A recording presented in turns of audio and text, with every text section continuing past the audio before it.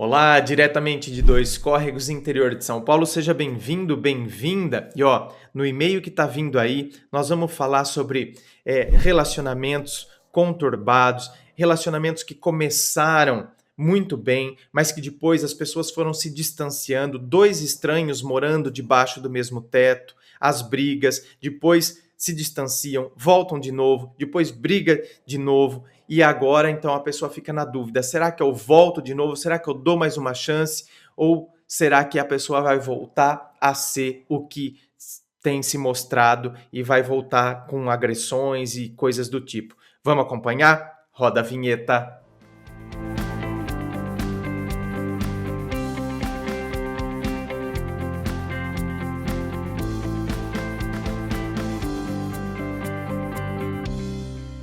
E vamos então ao e-mail dela que diz assim: Olá, André. Olá. Vi seus vídeos e você tem uma maneira muito clara de expor as coisas, adorei. Já me inscrevi em seu canal e também curti sua página no Face. Ô, minha querida, muito obrigado, viu? Aliás, né, podem me acompanhar lá no Facebook, no Instagram. O Instagram tem muitas postagens, viu, gente? Quase diárias. É praticamente todos os dias mesmo. Eu faço postagens no Instagram, sempre com alguma mensagem, alguma coisa bacana. Me acompanhe lá também no Instagram. Instagram. Tenho um relacionamento de 11 anos, recém-completados, e encontra-se desgastado demais, mas vamos por partes. Eu o conheci através de amigos em comum. Na época eu tinha 18 anos, ficamos em seguida, não mantivemos contato e 2 anos depois começamos a namorar. Eu tinha 20 e ele 22. Eu era virgem e nunca havia namorado ninguém, sempre fui muito tímida e muito reservada. Vim de uma criação rígida, minha mãe sempre foi e ainda é uma mulher que se importa demais com o que os outros pensam, com isso, tá? É que tá sem vírgula. Minha mãe é uma mulher que se importava demais com o que os outros pensam. Com isso, me resguardava para não decepcioná-la. Enfim, eu e aí ela coloca o nome do namorado, sempre fomos muito apaixonados. No começo, minha mãe fez uma recepção a ele e foi logo perguntando: Você está querendo namorar minha filha porque gosta dela ou é alguma aposta com os amigos? Nossa, sério. A sua cara foi no chão. A sua cara, não é? A sua cara se deslocou daqui, arrastou no chão e correu 3 quilômetros arrastando no asfalto.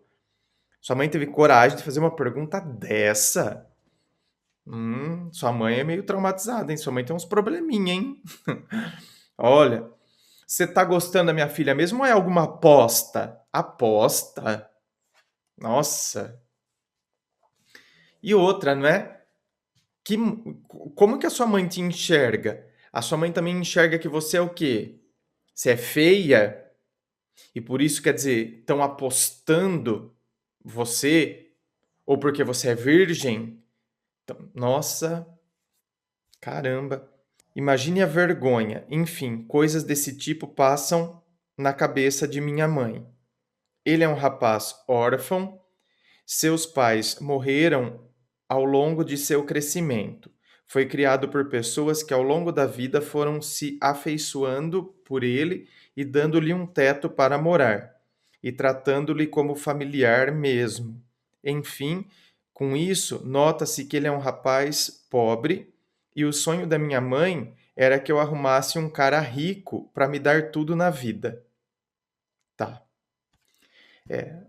A sua mãe, ela projeta em você tudo aquilo que eu acho que frustrações dela, na verdade, né? Então, ela projeta que eu fique com um homem rico para me dar tudo na vida. É, às vezes pode te dar tudo mesmo, não é? Menos respeito, menos amor. Então, quem disse que Os bens materiais, eles são importantíssimos, mas quem disse que um homem que dá tudo isso para a mulher, e como se a mulher também não tivesse que correr atrás, né? Como se a mulher fosse aquela que tem que, então, casar com um homem rico para que ela possa ter alguma coisa. Enfim, uma visão, sinto muito, desculpa eu estar falando isso da sua mãe, mas uma visão muito pequena, né? A sua mãe tem uma visão muito reduzida das coisas. Mas eu sempre gostei muito dele, o amava demais e mesmo com toda a oposição, fomos levando o nosso relacionamento. Quando completamos 5 anos de namoro, decidimos morar juntos e assim fizemos. Vivíamos muito bem até que ele começou a se mostrar diferente. Ele, que sempre foi super carinhoso, me tratava como uma princesa, fazia tudo para mim, começou a se mostrar explosivo. As brigas se tornavam frequentes e cada vez ele se mostrava mais nervoso, chutava coisas e eu chorava assustada, afinal não tinha conhecido aquela faceta dele. Eu estava passando por problemas no trabalho, muita pressão, uma chefe que me odiava, comecei a sofrer de transtorno de ansiedade e não suportava ficar sozinha em locais fechados. Me sentia sufocada e ele, sabendo disso, estava sempre se ausentando. Jogava bola em um bairro longe toda semana após o trabalho e voltava somente de madrugada. Com isso, acabei passando muito tempo na internet e um ex-ficante começou a conversar comigo. O tempo passou e nos mudamos para um outro bairro. Minha mãe nos ajudou a comprar alguns móveis, mesmo a contragosto, pois ela sempre foi a muitas cartomantes perguntar sobre meu relacionamento sem meu consentimento e nunca vinha com nada de bom para falar. Só me alertava sobre traição e mentiras e que eu teria o mesmo futuro amoroso que o dela, que por sinal é tenebroso. Ah, não falei? Falei que a sua mãe tem alguns probleminhas e ela projeta em você? Tá aqui. Então, nos mudamos. Aliás, não é? E essa questão aí da projeção é uma coisa muito séria. É uma coisa que eu trabalhei bastante no meu novo livro, Teu Amor Próprio Te Salvou. É uma coisa seríssima. Então, não é? Olha, você ficar às vezes fruto das projeções é muito complicado, hein? E se a gente não tem consciência, se a gente não quebra com isso, a gente começa a viver no hoje as projeções do ontem, primeira problemática, e outra problemática que eu trabalho aqui no meu novo livro, você viver as projeções que os outros lançam sobre você. Por isso que aí você vai se afastando do seu amor próprio. O seu amor próprio vai ficando de lado.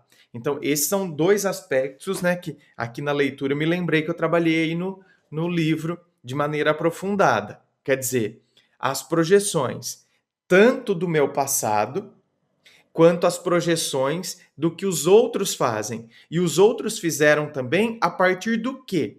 A partir, por vezes, das projeções do passado deles. Então, né, situações não resolvidas neles, eles estão lançando em nós. E se a gente não tem maturidade, a gente pega a situação. Então, vai transmitindo como se fosse um vírus, uma coisa não curada na pessoa e ela acaba transmitindo para nós. Então, se a gente não tem esse senso crítico, se a gente não sabe quem a gente é, se a gente não se firma no nosso amor próprio, isso aí se torna depois um grande problema. Mas, e se você quiser informações do meu livro, aqui na descrição do vídeo tem, tá? O link para você adquirir o meu livro aí no site. Então, nos mudamos e as brigas continuavam cada vez mais frequentes. Ele mudou de emprego e eu também. Ele estava em um emprego em que ganhava muito menos que eu na época e passamos por dificuldades financeiras. Não havia mais interesse sexual da parte dele, nos tornamos dois estranhos morando debaixo do mesmo teto. Que triste, né? Com isso, aquele ex-ficante que falei lá no início continuou mantendo contato por mensagens e acabou rolando uma atração e trocas de mensagens com segundas intenções. Para piorar, tivemos uma briga feia, nos ofendemos demais.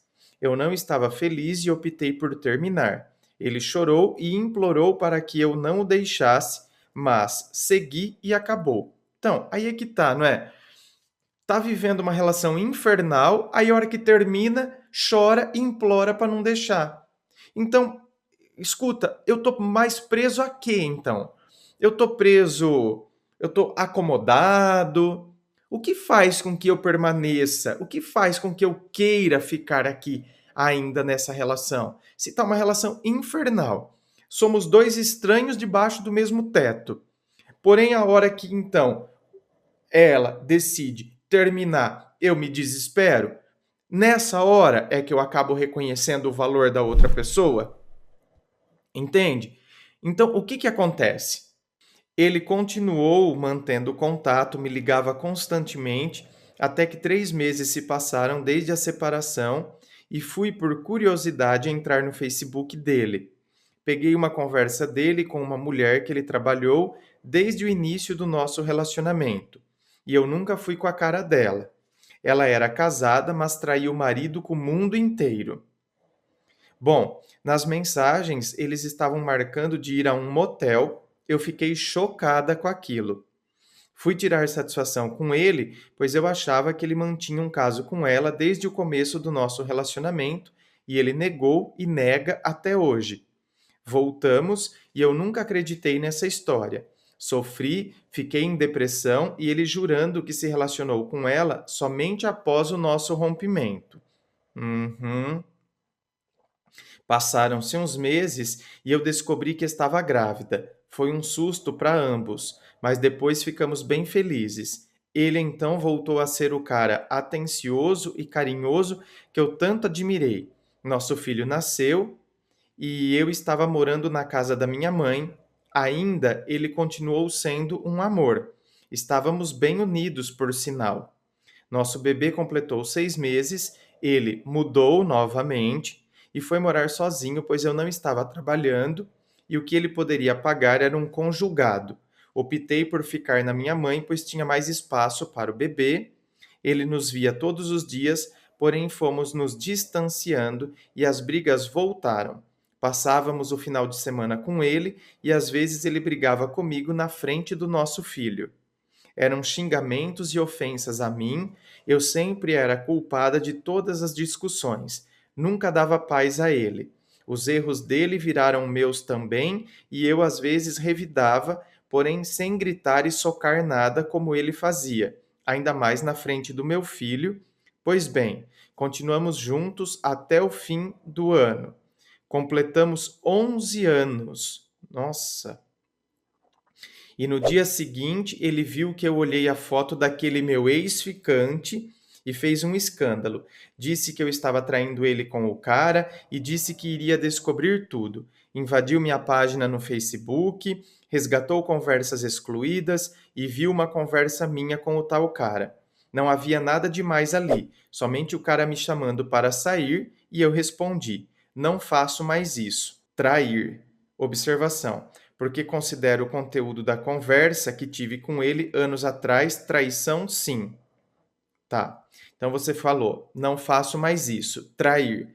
Ou seja, mas você não tinha saído com o cara. Você está falando que você não faz mais isso porque você considerou que a conversa que você teve lá atrás, né, foi uma conversa um pouco mais caliente, aquilo já era traição. Beleza. É, mas fica difícil para ele também entender isso, né, minha querida? Você concorda? Então, por exemplo, aqui no e-mail não tem por que você mentir. Agora, você concorda que o seu marido, ouvindo isso, vendo essa conversa, olha, eu não faço mais isso, trair. O que qualquer pessoa racional pensaria? Bom, me traiu. Ah, não, mas eu estava falando só das mensagens, porque fica muito difícil para acreditar, não é? Então, agora sinto muito, né? Você, por isso que eu falo, deveria ter elaborado melhor o que escreveu lá. para não deixar margem, né? Amanhã ou depois, entendeu? Até um print que o outro possa dar, sabe, coisas do tipo. Gente, a gente não pode deixar dúvida. A gente nunca sabe o que vai acontecer. Não estou falando que a gente tem que, então, fazer coisas erradas e querer apagar os rastros. Mas, por exemplo, olha, já que eu estou com esse bom propósito, olha, né? Olha, eu não faço mais isso, eu não vou trair. Ou seja, não que eu tenha traído, tenha saído com você, mas aquelas conversas que eu tive com você lá atrás, quando eu estava carente, sabe? Você explica na conversa para a pessoa, olha, eu não faço mais isso. Ou seja, porque amanhã ou depois o registro tá aí, pelo menos, né? Então, pelo menos ficou registrado. Amanhã ou depois esse cara dá um print. Por exemplo, se esse cara deu um print e mostra pro seu marido, né, fica ofendidinho porque você fala eu não faço mais isso, ele dá um print, o que que o seu marido ia achar? Que você tinha de fato traído. Tanto que foi o que aconteceu agora, né? Com isso, ele chegou aqui bêbado e transtornado, tentando me agredir, me chamando de adúltera, dizendo que tiraria meu filho de mim, me xingou de nomes horríveis. Me deu 2 chineladas nas pernas. Como assim? Gente, como assim dá 2 chineladas na perna? Parece que tá batendo em criança. Fiquei com hematomas por uma semana. Depois seguiu me ligando dias inteiros, me ofendendo ao telefone. Invadiu meu Whats para tentar conversar com o ex-ficante como se fosse eu, mas nada conseguiu e jura que eu o traía com o cara, sendo que não vou nem na esquina sem meu filho. Agora me liga, me pede para dizer a verdade, que já disse 1000 vezes e quer voltar porque diz me amar demais, me pede desculpas pelo que fez, se diz envergonhado de ter agido assim comigo e quer continuar com nossa família, quer que voltemos a morar juntos. Não sei se devo, pois foram ofensas demais e ainda teve agressão. Gosto demais dele, mas estou com medo de voltar e nada mudar, até porque tudo isso afetará a vida do meu filho também. Sigo na casa da minha mãe, nos vemos todos os dias e passeamos com nosso filho juntos, somente como amigos, nada além. Estou dando um tempo para refletir, mas preciso de ajuda, não quero insistir em algo que talvez não tenha mais futuro. Não tenho com quem me abrir, minha mãe e irmã só me julgam como idiota e sem vergonha por aceitar essa situação. Desculpa o longo texto, tentei resumir o máximo, espero que dê para compreender. Olha, minha querida, ou seja, a sua dúvida é se você dá uma chance para ele ou não, se você volta ou não. Olha, vocês se ofenderam muito, não é? Ele te ofendeu, ele se transformou, então era uma pessoa de quando você namorava, depois se tornou outra, aí houve a separação, aí você descobriu que estava grávida, aí vocês voltam, ou seja, tudo mil maravilhas e depois ele se transforma de novo. Agora ele está pedindo uma nova chance.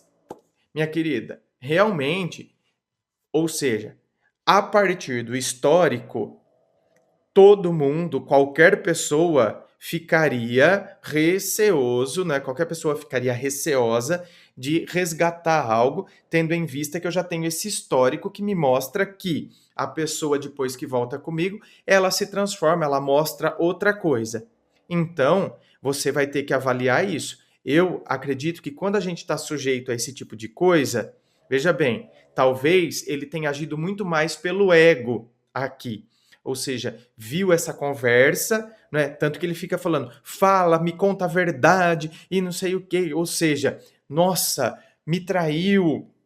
Então, estou muito mais com o ego ferido, não é? Como que pode alguém que era louca por mim? Então, eu perdi a propriedade sobre ela, né? Outra pessoa se apossou do que é meu, porque infelizmente o ser humano trabalha com essa maneira equivocada de posse sobre a outra pessoa. E aí, então, quando eu acho que eu estou perdendo a outra pessoa para alguém, é a hora que então eu me desespero, é a hora que tem muito mais jogo de ego envolvido aí, muitas vezes, do que amor mesmo, não é? Do que consideração, do que querer de fato resgatar um relacionamento de forma saudável. Então, tudo isso tem que ser pensado. Por isso que talvez para avaliar melhor seja bom dar mais um tempo, né? Seja bom ir observando, seja bom percebendo, seja bom eu permanecer na casa ainda, né, da minha mãe, cuidando do meu filho, e eu vou mostrando que eu gosto dele, vou mostrando que eu estou na dele de novo, sabe? Vou mostrando que eu tô na dele. Bom, por que isso? Porque eu não sou adepto de fazer joguinhos com as pessoas. Porém, neste caso, eu vou fazer um teste, tá? Vou fazer um teste, já que eu tenho as outras duas experiências como critério, não é? Ele se transformou. Então, o que que eu faço? Eu mostro que eu tô na dele, entende? Mostro que eu tô disposta a voltar com ele, mostro que eu gosto dele, para ver, mas continuo aqui. Falo, não, vamos esperar mais um tempinho, daqui a pouco a gente volta a morar junto e não para ver se ele vai de novo se transformar. Se eu vejo que novamente ele se transforma, a hora que ele percebe que eu estou na dele, ele se transforma, então eu acabo, né, chegando à conclusão que de fato tinha muito mais ego. A hora que ele percebeu que eu tô na dele, o ego dele voltou a ficar satisfeito. O ego voltando a ficar satisfeito, então cai aquela máscara e eu conheço verdadeiramente quem a pessoa é. Por quê? Porque a máscara é enquanto o ego dele não está satisfeito. Então ele quer que eu volte para ele.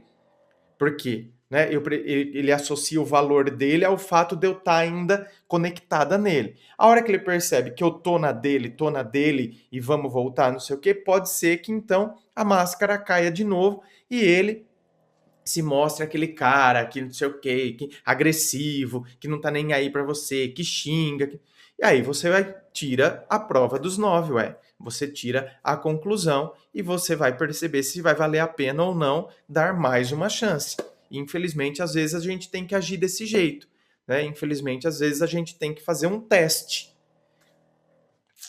Inscreva-se, fico aqui aguardando a sua inscrição. Me acompanhe nas redes sociais, Instagram, Facebook, coloco muita coisa lá no Instagram, me acompanhe lá, dê um like, divulgue os vídeos. Às vezes tem muita gente aí no seu grupo de WhatsApp que está precisando também, viu? Né? Tá passando por uma situação semelhante. Enfim, muito obrigado, beijo no coração e, é claro, um forte abraço.